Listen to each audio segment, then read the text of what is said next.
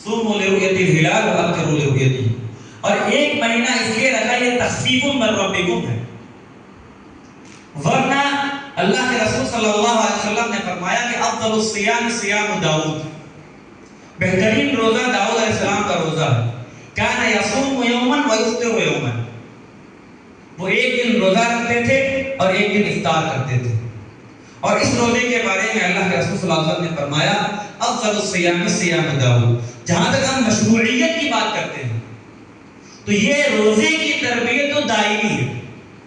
صرف 5 دن ایسے ہیں کہ جہاں آپ نہیں رکھ سکتے، عید کا روزہ ہے، عیدین کا روزہ اور ایام التشریق کا روزہ. بقیہ اس کے علاوہ کوئی دن ممانعت والے نہیں ہیں. جہاں تک فرضیت کی تعلق ہے کہ اس سے کم کی گنجائش نہیں ہے، اس کی وجہ یہ ہے کہ اس مہینے میں اللہ تبارک و تعالیٰ نے بہت ساری آسمانی کتابوں کو نازل کیا ہے اور اس کا شکرانہ ادا کرنا ہے. بہت خوب. یعنی رمضان مبارک میں روزے اس لیے فرض کیے گئے کہ اس میں قرآن مجید اور آسمانی کتابیں نازل ہوئیں، اور یہ کم سے کم ہے. اس کے بعد جو ایام ہیں باقی 11 مہینے کے، اس میں آپ جب چاہیں روزہ رکھ سکتے ہیں، باقی 5 دنوں کے علاوہ. اگلا سوال ہے رمضان میں بھوک پیاس کا تعلق سے کہ روزہ ایک روحانی عبادت ہے، یعنی اس کا مقصد تقویٰ ہے، تو بھوک اور پیاس کو جسمانی مشقت میں ڈالنا اس کے لیے کیوں ضروری ہے؟ یعنی اس کے بغیر تقویٰ کا حصول کیوں نہیں ہے؟ اللہ تبارک و تعالیٰ نے اس کو آپ دوسرے انداز سے سمجھنے کی کوشش کریں. اللہ تبارک و تعالیٰ نے حضرت آدم کی پیدائش کیسے کی؟ اللہ تبارک و تعالیٰ نے حضرت آدم کی جو پیدائش کی ہے وہ مٹی اور پانی سے کی. اس کو کہتے ہیں مادیت. اور اللہ تبارک و تعالیٰ نے اس کے اندر روح پھونک دی. پھر اس کے بعد تو انسان مادیت اور روحانیت کا مجموعہ ہے. انسان جتنا مادیت سے دور ہوگا اتنا ہی وہ روحانی تقاضے سے زیادہ قریب ہوگا. میں آپ کو ایک روایت آپ کے سامنے سناتا ہوں. انسان کے اندر جو مادیت کے تقاضے ہیں وہ انسان کو گناہوں پر آمادہ کرنے والے بھی ہوتے ہیں. تو لفظ بھی کو ہی سے تبدیل مت کرو. تو ٹھیک ہے، تو لہذا حدیث پاک اگر اس کے اس جملے پر تھوڑا سا علماء کرام نے نقل کیا ہے، ان الشیطان یجری من الانسان مجرى الدم فضيقوا، یہ جو آخری جملہ ہے، فضيقوا مجاريه بالجوع. شیطان انسان کے اندر اس طرح سے گزرتا ہے، یعنی انسان کو وسوسہ ڈالنے میں اس طرح سے مسلط ہوتا ہے، اس طرح سے انسان کا خون جو ہے انسان کے جسم میں دوڑتا رہتا ہے. تو اس کے دوڑنے کے ذریعے کو آپ بھوک کے ذریعے کم کیا کرو.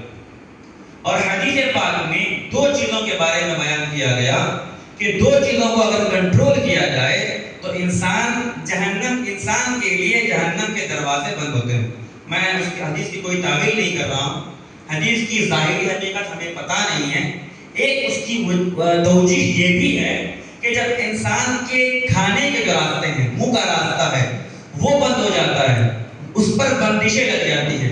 ایک جو انسان کے شہوت کا راستہ ہے، اس پر جب بندشیں لگ جاتی ہے تو انسان کے اندر تقوی کے راستے کھلنے لگتے ہیں. تو لہذا مقصود بھوک نہیں ہے. کم من صائم لیس لہ من الصیام الا الجوع والعطش. بہت سارے روزے دار ایسے ہیں کہ ان کو بھوک و پیاس کے علاوہ کچھ ملنے والا نہیں ہے. روزے کی فرضیت تو ادا ہو جائے گی لیکن روزے کا مقصود حاصل نہیں ہوگا. اللہ تعالیٰ ہمیں بھوکا رکھنا نہیں چاہتا ہے، لیکن اللہ تبارک و تعالیٰ آپ کی تربیت کرنا چاہتا ہے، آپ کو ضبط کرنا، آپ کے نفس کے آپ کے اندر صبر پیدا کرنا چاہتا ہے. تو لہذا آپ کو روزے رکھنے کا اللہ نے حکم دیا.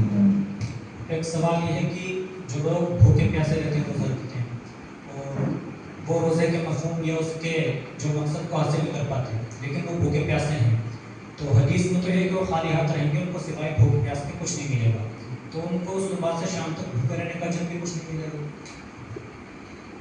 اس سوال کو ہم دوسرے انداز میں بیان کرتے ہیں تاکہ سمجھنے میں آسانی ہو. اگر کوئی شخص صرف صبح و شام بھوکا رہتا ہے اور اس کے اثرات مرتب نہیں ہوتے ہیں تو اس کو اجر ملے گا یا نہیں ملے گا. ہم اس کو دیکھیے اجر کا تعلق اللہ سے ہے اور آخرت سے. رسول اللہ نے وضاحت کے لیے بھی لگا دیکھیے میں آپ کو بتا دوں, ہم آپ کو یہ بتا رہے ہیں نا, اجر کا تعلق اللہ سے ہے اور آخرت سے ہے. ہمیں یہ پتا نہیں ہے کہ کون سے شخص کا روزہ کیسا ہے.